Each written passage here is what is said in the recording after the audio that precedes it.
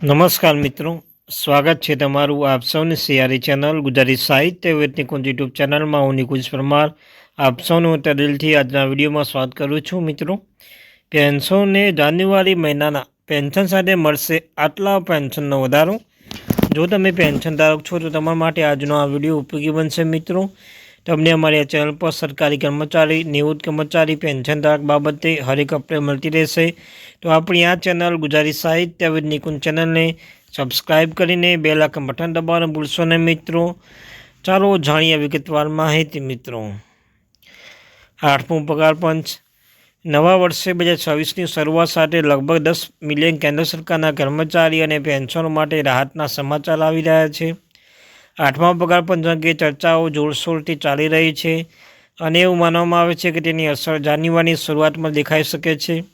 આ આપણે સંપૂર્ણ વિગતો જાણવા માટે સંપૂર્ણ વાંચો. મિત્રો, તમે જાણો છો 8મું પગાર પણ લાગુ થવાનું છે અને 8મું પગાર પણ લાગુ થતાં જ સરકારી કર્મચારી પેન્શનદારોના પેન્શનમાં અને પગારમાં વધારો જોવા મળી શકે છે. મિત્રો, નવા વર્ષ 2026ની શરૂઆત સાથે 10 મિલિયનથી વધુ કેન્દ્રીય કર્મચારી પેન્શનને 8મા પગાર પંચની નજર રાખી રહ્યા છે. મિત્રો, 7મા પગાર પંચ કાર્યક્રમ 31 ડિસેમ્બર 2025 સમાપ્ત થઈ રહ્યો છે, જેના કારણે જાન્યુઆરી નવા પગાર માળખા અને પેન્શન વધારો જોવા મળશે કે કર્મચારી વધુ રાહ જોવી પડશે તે અંગે પ્રશ્નો ઊભા થાય છે. મિત્રો, શું જાન્યુઆરીના પગારમાં વધારો થશે? જો તમે જાન્યુઆરી પહેલા અઠવાડિયે જ તમારા બેંક ખાતામાં મોટી રકમ આપવાની અપેક્ષા રાખી રહ્યા છો તો તમારે થોડી રાહ જોવી પડશે. નિષ્ણાતો માને છે કે 8મું પગાર પંચ 1 જાન્યુઆરી 2026થી અમલમાં આવવાનું માનવામાં આવે છે, પરંતુ પગાર વાસ્તવિક વધારો તાત્કાલિક થશે નહીં. આ કમિશનની રચના કરવામાં આવશે તે નેતૃત્વ સુપ્રીમ કોર્ટના ભૂતપૂર્વ ન્યાયાધીશ રંજના પ્રકાશ દેસાઈ કરી રહ્યા છે.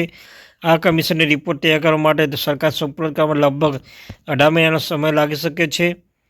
જાણો ક્યારે ધડાકો થશે. એ અપેક્ષા છે કે નવા પગાર પંચ માળખા અને પગાર સ્લેબ અંગે 17 જાન્યુઆરી 2026 અંત સુધી અથવા 27 શરૂઆતમાં કરવામાં આવી શકે છે. બાકીની રકમની ગણતરી સમજો. વિલંબના નુકસાન નથી. નિયમો અનુસાર જો પગાર પંચ ભલામણ લાગુ કરવાનો સમય લાગશે તો કર્મચારી 1 જાન્યુઆરી 2026થી બાકી ચૂકવણી કરવામાં આવશે. આનો અર્થ એ થાય કે જો નવો પગાર પંચ સપ્ટેમ્બર લાગુ કરવામાં આવશે તો પાછલા સમયગાળા માટે સંપૂર્ણ બાકી રકમ તેમના ખાતામાં એક સાથે જમા કરવામાં આવશે.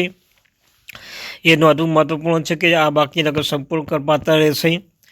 ફિટમેન્ટ ફેક્ટર કેટલો વધારી શકાય છે? મિત્રો, 8મું પગાર પંચ ફિટમેન્ટ ફેક્ટર મહત્વપૂર્ણ ભૂમિકા ભજવવા માનવામાં આવે છે. જો સરકારે 1.99 થી 2.15ની આસપાસ નક્કી કરી છે તો કેન્દ્રીય કર્મચારી પગાર નોંધપાત્ર વધારો અને સીધો વધારો જોવા મળી શકે છે.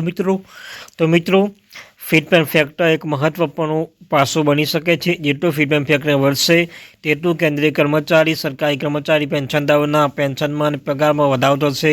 જેટલું પેન્શન વધશે એટલું ફિટમેન્ટ ફેક્ટર પર આધારિત રહેશે. મિત્રો, 1.92 થી 2.15ની આસપાસ રહી શકે છે.